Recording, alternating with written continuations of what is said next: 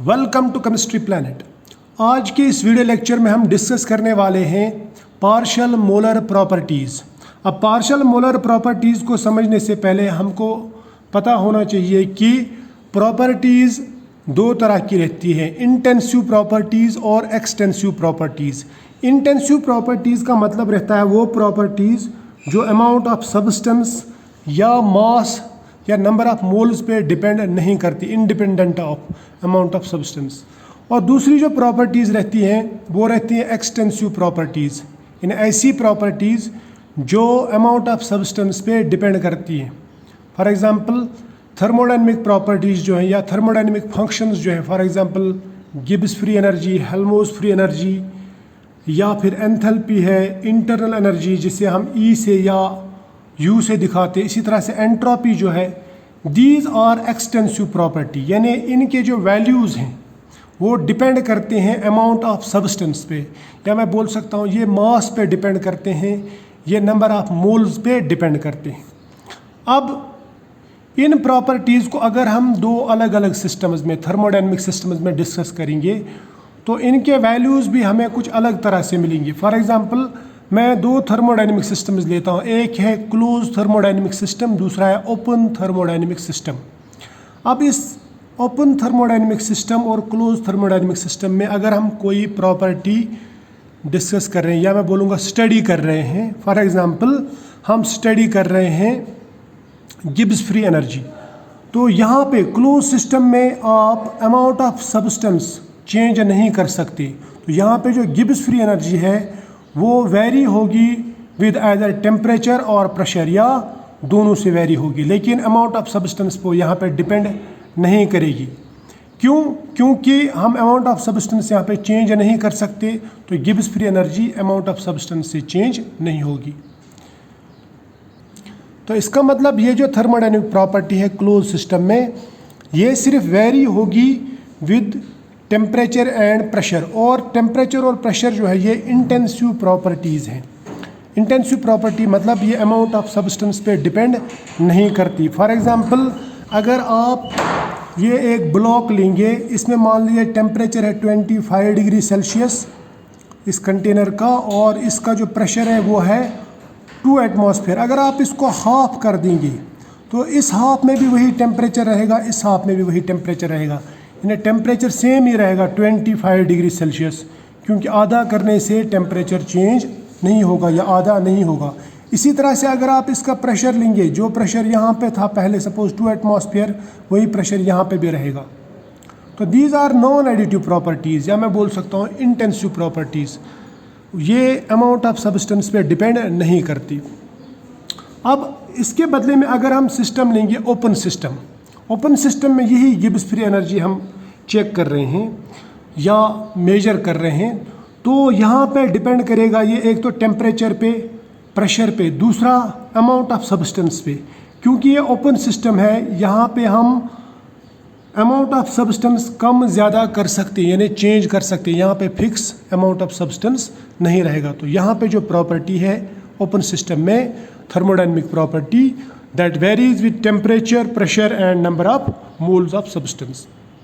तो अभी तक हमने जो थर्मोडायनेमिक्स पढ़ी है वो हम क्लोज सिस्टम्स के लिए पढ़ते हैं, लेकिन जो पार्शियल मोलर प्रॉपर्टीज़ हैं ये हम ओपन सिस्टम्स के लिए पढ़ते हैं या डिस्कस करते हैं। अब इस पार्शियल मोलर प्रॉपर्टीज़ को या इन पार्शियल मोलर प्रॉपर्टीज़ को समझने के लिए हम एक एग्जाम्पल लेते हैं, एक ओपन सिस्टम लेते हैं जिसका टेम्परेचर मान लो T है, प्रेशर P है, और इसमें 3 कंपोनेंट्स हैं या 3 सब्सटेंसेस का मिक्सचर है इसमें। तो अगर हम इस सिस्टम में कोई भी थर्मोडायनेमिक प्रॉपर्टी मेजर करने की कोशिश करेंगे या स्टडी करने की कोशिश करेंगे, तो वो थर्मोडायनेमिक प्रॉपर्टी एक तो यहाँ पे टेम्परेचर पे डिपेंड करेगा, प्रेशर पे डिपेंड करेगा, और इन कंपोनेंट्स पे, इसमें कितने कंपोनेंट है और किस कंपोनेंट का कितना अमाउंट है यहाँ पे, उन सब चीज़ों पे ये डिपेंड करेगा। So this thermodynamic property will very with temperature, pressure and number of moles of substance 1, substance 2 and substance 3। अब ये चीज़ मैं मैथमेटिकली बता सकता हूँ कि इस सिस्टम की जो थर्मोडायनेमिक प्रॉपर्टी है, फॉर एग्जांपल एक्स प्रॉपर्टी, वो डिपेंड करता है टेम्परेचर, प्रेशर और number of moles of component 1, 2 and 3, जितने भी इसमें कंपोनेंट हैं उन सब के अमाउंट पे वो डिपेंड करेगा। या मैं मैथमेटिकली लिख सकता हूँ x is function of temperature, pressure, number of moles of component 1, component 2 and component 3, क्योंकि 3 कंपोनेंट लिए, अगर 4 लेंगे तो 4 पे डिपेंड करेगा, 10 लेंगे 10 पे, जितने भी कंपोनेंट लेंगे। तो इसका मतलब ये हुआ कि अगर हम यहाँ पे टेम्परेचर चेंज करेंगे या प्रेशर चेंज करेंगे या कंपोनेंट 1 के मोल्स चेंज करेंगे, कंपोनेंट 2 के मोल्स या कंपोनेंट 3 के मोल्स चेंज करेंगे, तो x का जो वैल्यू है, ये जो थर्मोडायनेमिक प्रॉपर्टी है, इसका वैल्यू भी चेंज हो जाएगा। तो फिर मैं ये कह सकता हूँ कि small change in this x is equal to dow x by dow t into dow t, keeping pressure, number of moles of component 1, component 2 and component 3 constant. यानी इसमें जो चेंज होगा वो पार्शियली टेम्परेचर से चेंज हो सकता है, इसी तरह से dow X by dow P into del D P, temperature, number of moles constant, यानी पार्शियली वो इससे भी चेंज हो सकता है, बाकी सब्सटेंसेस कांस्टेंट, या हम इससे चेक करेंगे इससे चेंज हो रहा है प्रेशर से, बाकी टेम्परेचर और नंबर ऑफ मोल्स कांस्टेंट, या वो इससे भी चेंज होगा पार्शियली, वो इससे भी चेंज होगा number of moles of component 1, keeping temperature, pressure और अदर थिंग्स कांस्टेंट। इस तरह से प्लस आएगा dow X by dough N two into D N two, temperature, pressure, N1, N2 constant, N3 constant and so on. यानी इसका मतलब ये हुआ कि वो पार्शियली, या मैं बोलूँगा वो इंडिविजुअली इन सब पे डिपेंड करेगी ये चेंज, इसको हम ऐसे बोल सकते हैं। या अगर मैं ऐसा बोलूँगा मैथमेटिकली, इसका जो डिफरेंशिएशन होगा वो इन सब के पार्शियल डिफरेंशिएशन के सम के बराबर होगा, जो हमने यहाँ पे लिखा। लेकिन एक को अगर हम चेंज करेंगे, जैसे टेम्परेचर की, हम यहाँ पे rate of change of x देख रहे हैं विद टेम्परेचर, तो कीपिंग प्रेशर और ऑल अदर सब्सटेंसेस कांस्टेंट। फिर हम देखेंगे plus with respect to pressure कितना चेंज आ रहा है, बाकी चीज़ों को कांस्टेंट रखेंगे। फिर देखेंगे कंपोनेंट 1 के नंबर ऑफ मोल से कितना चेंज आ रहा है, बाकी सब्सटेंसेस को या बाकी चीज़ों को, बाकी फैक्टर्स को कांस्टेंट रखेंगे। ठीक है, तो फिर मैं ये कह सकता हूँ कि जो x चेंज हो रहा है वो चेंज सिर्फ टेम्परेचर या प्रेशर पे डिपेंड नहीं करती है, वो इंडिविजुअली हर फैक्टर पे डिपेंड करती है, हर कंपोनेंट पे डिपेंड करती है और टेम्परेचर और प्रेशर पे भी डिपेंड करती है। या मैं बोल सकता हूँ कि चेंज में जो कंट्रीब्यूशन है वो हर एक कंपोनेंट के मोल्स का है और उसके साथ साथ में टेम्परेचर और प्रेशर का भी है, क्योंकि ये सब चीज़ें वहाँ पे वेरी हो सकती हैं, चेंज हो सकती हैं, तो एक्सटेंसिव प्रॉपर्टी भी इनकी वजह से चेंज हो सकता है। या शॉर्टकट में बोलेंगे कि ये जो चेंज इन x है ये partially depends on each factor like temperature, pressure और number of moles of component 1, component 2 और कंपोनेंट 3। अब ये जो डिफरेंशिएशन वाली इक्वेशन है, इक्वेशन नंबर 1, इसमें हमने जो dough x by dough n1 लिखा, टेम्परेचर, प्रेशर और N2, N3 कांस्टेंट, फिर लिखा हमने dow x by dow n2, temperature, pressure, N1, N3 constant, dow x by dow n3 temperature, pressure, N1 और N2 कांस्टेंट। यानी हमने देखा कि पार्शियल डिफरेंशिएशन जो हमने लिया है, इनका partial differentiation of x with respect to each component, इन क्वांटिटीज़ को या इन पार्शियल डेरिवेटिव्स को हम कहते हैं partial molar properties, partial molar property of each component. जैसे ये है partial molar property of component 1, ये है partial molar property of component 2, ये है partial molar property of component 3। इसका मतलब ये होता है कि x में कितना चेंज आता है कंपोनेंट 1 के नंबर ऑफ मोल्स चेंज करने से, या कंपोनेंट 1 के मोल्स चेंज करने से इसमें कितना चेंज आता है। फिर हम यहाँ पे देखते हैं कि प्रॉपर्टी x, जो हमने प्रॉपर्टी ली x, उसमें सेकंड कंपोनेंट के मोल्स चेंज करने से कितना चेंज आता है। फिर हम प्रॉपर्टी लेते हैं x, उसमें देखते हैं कि चेंज कंपोनेंट 3 के मोल से कितना आता है, यानी कंपोनेंट 3 से कितना फ़र्क पड़ता है, उनके नंबर ऑफ मोल्स अगर हम चेंज करेंगे तो कितना फ़र्क पड़ता है। तो इसका मतलब ये जो है, ये डेरिवेटिव यह है partial molar property of component 1, यह है partial molar property of component 2, यह है partial molar property of component 3। और पार्शियल मोलर प्रॉपर्टी को हम दिखाते हैं x बार से। फिर मैं इसको लिख सकता हूँ, ये जो पार्शियल मोलर प्रॉपर्टी है इसको मैं लिख सकता हूँ x बार 1, इसको x बार 2 यानी कंपोनेंट 2 की पार्शियल मोलर प्रॉपर्टी, फिर इसको लिख सकता हूँ x बार 3।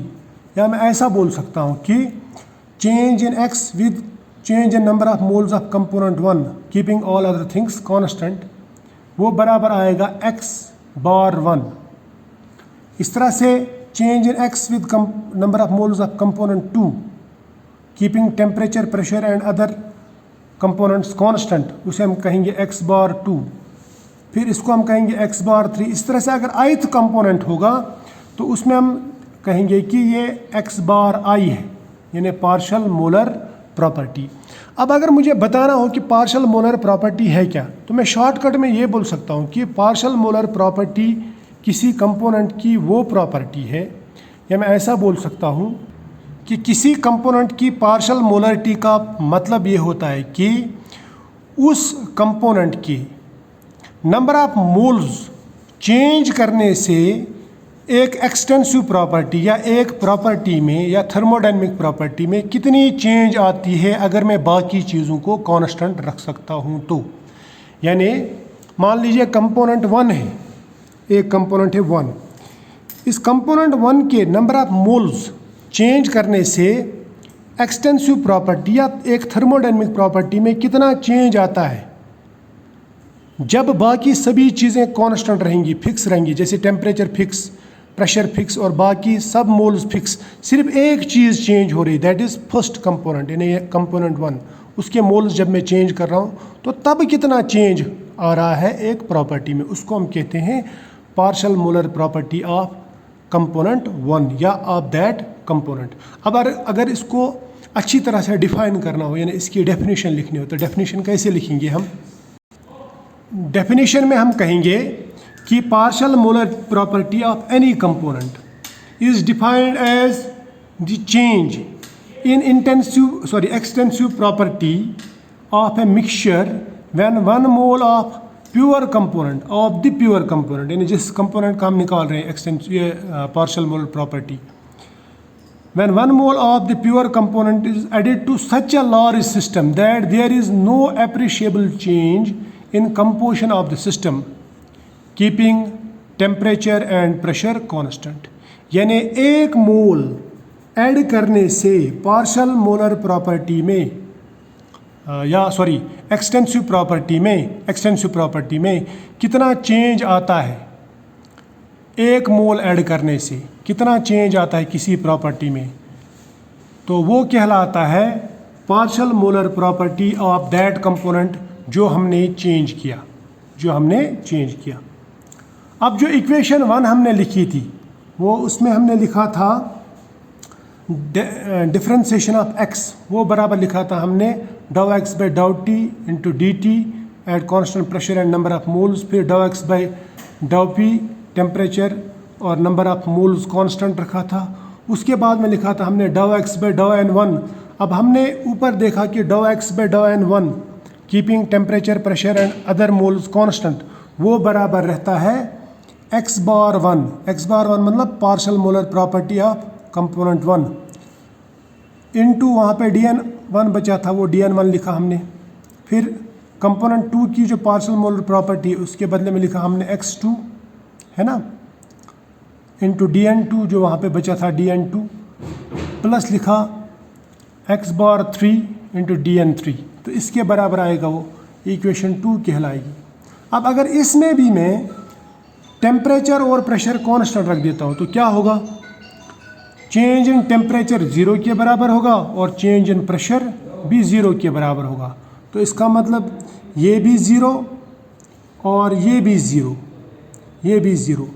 तो 0 इंटू 0 0, 0 इंटू 0 0, ये पूरा कैंसल, तो यहाँ पे बचेगा ये x1 बार dn1 प्लस x2 बार dn2 प्लस x3 बार dn3।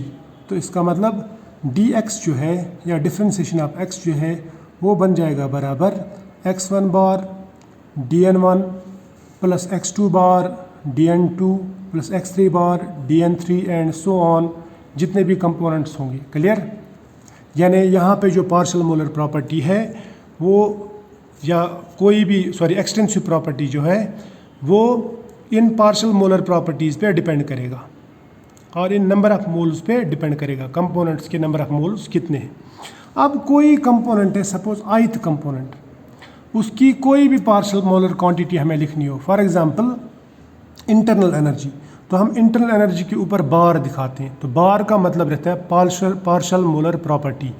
तो यहाँ पे ई बार है, तो ये है partial molar internal energy of component i, वो बराबर होगा फिर डो E by dough n i, keeping temperature pressure, और बाकी जो मोल्स हैं, बाकी जो कंपोनेंट्स हैं उनको रखेंगे कांस्टेंट।